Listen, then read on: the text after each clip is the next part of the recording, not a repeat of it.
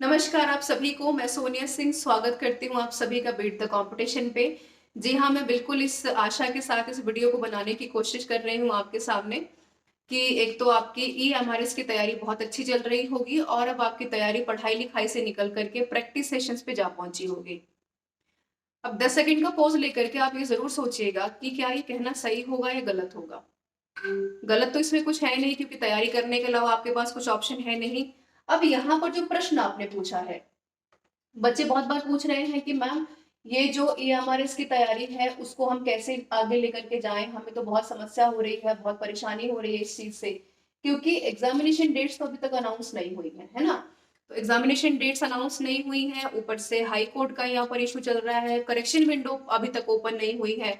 और अब तो कई बार अखबारों से लेकर के बहुत सारे सोशल मीडिया पे बहुत सारे ऐसे महान व्यक्ति भी हैं जिन्होंने कि एग्जामिनेशन डेट्स भी अनाउंस कर दी है, और वो भी तो छोड़ी, एग्जामिनेशन डेट्स के बाद कट ऑफ भी बताती है ना।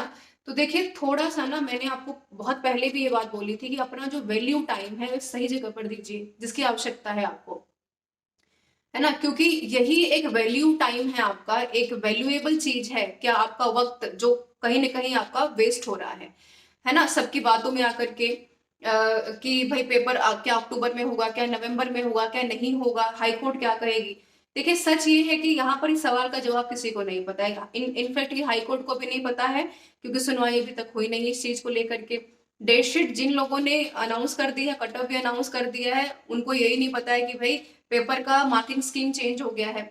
तो मेरी आपसे बस यही गुजारिश है कि पेपर कभी भी हो, है ना, हम ये नहीं कह रहे कि भाई पेपर यहाँ पर 4 महीने बाद या 6 महीने बाद या 6 साल बाद होगा, वो तो एक अलग मसला है। सबसे इंपॉर्टेंट ये है कि क्या आप उस स्टेज में है कि पेपर अगर 15 दिन बाद होता है तो आप क्रैक कर लेंगे।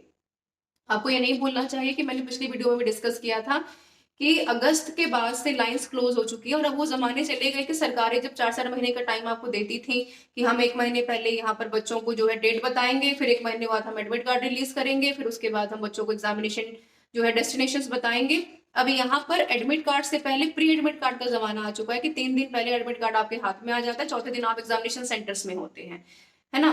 तो ये बात आपको दिमाग में रखने की बहुत जरूरत है कि लॉजिकल थोड़ा सा होकर के सोचे कि जिन सवालों के जवाब आप सोशल मीडिया पे लोगों से पूछ रहे हैं और मुझसे पूछ रहे हैं कि मैम पेपर होगा कि नहीं होगा, उन सारे सवालों का जवाब हमें भी नहीं पता है।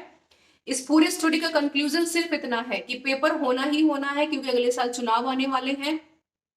रही बात हाई कोर्ट की, वो इतना मसला इतना सीरियस नहीं है जिसको लेकर के आप परेशान हुए जा रहे हैं। पेपर आपका बशर्ते जो भी यहाँ पर ऑर्गेनाइजेशन का अपना रूल रेगुलेशन होगा उसके अकॉर्डिंग लेगी, लेकिन पर्याप्त तरीके से अगर देखा जाए तो नवंबर लास्ट का जो एक आपका महीना है, क्योंकि दीपावली है और क्योंकि करेक्शन विंडो भी अभी तक आपकी नहीं खुली है, वैसे में छठ जैसे बड़े त्योहार है हिंदुस्तान में तो मैक्सिमम डेजिग्नेटेड जो हमारे गवर्नमेंट टीचर्स है वो छुट्टी पे रहते हैं, है ना। तो वैसे में एक सही समय है नवंबर लास्ट में जहां पर पेपर अपना कंडक्ट होता हुआ देखेंगे। ये मैं सिर्फ एक यहाँ पर एक आइडिया के बिहाफ पे कह रही हूँ। बाकी पूर्ण तरीके से जो मैंने शुरू में लाइन कही कि आपको ये तय करना बहुत ज्यादा जरूरत है कि आप अपना वैल्यू जो अपना टाइम है कहाँ पर खर्चा कर रहे हैं। कहीं ऐसा ना हो कि इस जो है कि समय की बर्बादी में आपका इकलौता 2023 की हाथ में रखी हुई चीजें सीट्स आप खो बैठे और आपके पास पछताने के अलावा दूसरा और कोई यहाँ पर रास्ता ना रह जाए, जो मैं बिल्कुल नहीं चाहती। तो इस चीज का ध्यान रखते हुए मैं फिर से ये चीज की उम्मीद करती हूँ क्योंकि एक अच्छा समय जा चुका है। आप मान के चलें कि भाई जून के बाद से जुलाई, फिर अगस्त, फिर सितंबर, ऑलमोस्ट अक्टूबर, 4 5 महीने का समय आपको मिल चुका है। तो बिल्कुल उम्मीद कर की जाती है और कोई भी एग्जामिनरी बॉडी करेगी कि भाई हमने जब यहाँ पर डेट शीट दे दी है 4 महीने पहले तो पेपर तो हम करवाएंगे ही सही, है ना।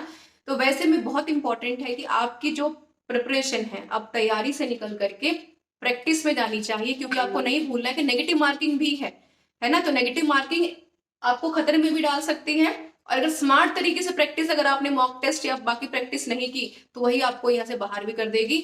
अब आपकी चॉइस है कि आप अब इंतजार करना चाहते हैं कि चुनाव के बाद फिर वैकेंसी आएगी और उसके बाद हम तैयारी करना शुरू करेंगे, या फिर आप अपना वैल्यू टाइम वहां खर्च करेंगे, इन्वेस्ट करेंगे जहां पर आपको यहाँ पर कुछ फ्रूटफुल चीजें मिलने वाली हैं। Decision is completely your. अगर मैं भी सवाल अगर आपसे ये पूछे तो शायद आप भी मुझे ये बीच का रास्ता लेकर के बताते।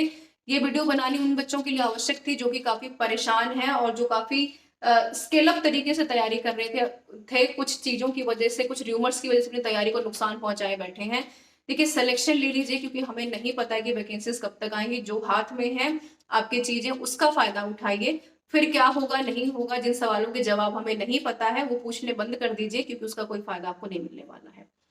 This is all about this session everyone. I know कि मैंने चीजें बहुत स्ट्रेट फॉरवर्ड आपको बोली हैं, बट ये जरूरी थी, क्योंकि मैं नहीं चाहती हूँ कि जिन बच्चों ने, जिन कैंडिडेट्स ने बहुत महीनों से मेहनत की है, सपना देखा है अध्यापक बनने का, उनके सपनों पे पानी फिरे। और तैयार रहिए पेपर देने के लिए, प्रैक्टिस करते रहिए। पढ़ाई लिखाई अब थोड़ी सी कम करके प्रैक्टिस में अपने आप को जो इन्वॉल्व कीजिए। वही इकलौती मात्र चीज है जो नेगेटिव मार्किंग से बचाएगी और आपका यहाँ पर सिलेक्शन भी दिलाएगी। Thank you so much everyone. Be motivated, क्योंकि दूसरा और कोई रास्ता नहीं है। Thank you so much for being with me.